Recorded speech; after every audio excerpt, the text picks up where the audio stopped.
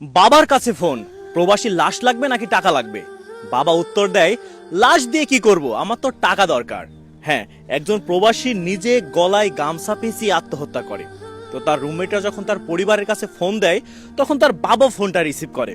তো তার বাবাকে বলা হয় যে আপনার ছেলে তো অমুক সময় গলায় গামছা পেঁচিয়ে আত্মহত্যা করেছে।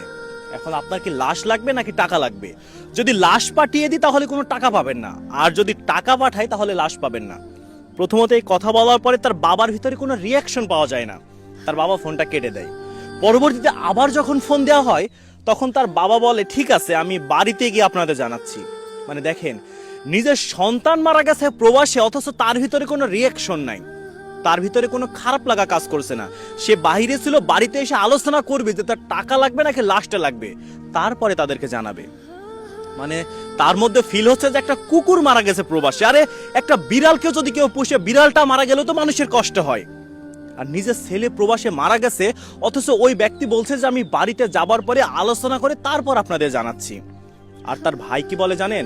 তার ভাই ওই ব্যক্তিদের বলে যে মায়ের চাইতে মাসির দরদ নাকি বেশি। হ্যাঁ, মাসির দরদ তো বেশি হবে। যখন ওই ছেলেটা বিদেশ থেকে বাংলাদেশে আসে, তখন তার ভাই তাদের সাথে ভালো করে কথা বলতো না। মা বাবা ভাই বোনদের প্রত্যেকটা আবদার টাকা দিয়ে মিটিয়েছে। অথচ ওই প্রবাসীটা যখন বিদেশে মারা গেছে, তখন তার ভাই বলে যে মায়ের চাইতে মাসির দরদ বেশি। মাসির দরদ এর জন্যই বেশি যে ওই মানুষগুলো 5 থেকে 7 বছর ওই প্রবাসীর সাথে ছিল। তার ভালো লাগা খারাপ লাগার সাথী তারা ছিল, তাই মর্মটাও তারা বুঝছে। এখান থেকে বোঝা যায় যে প্রবাসীদের শুধুমাত্র পরিবাররা টাকার জন্যই ব্যবহার করে।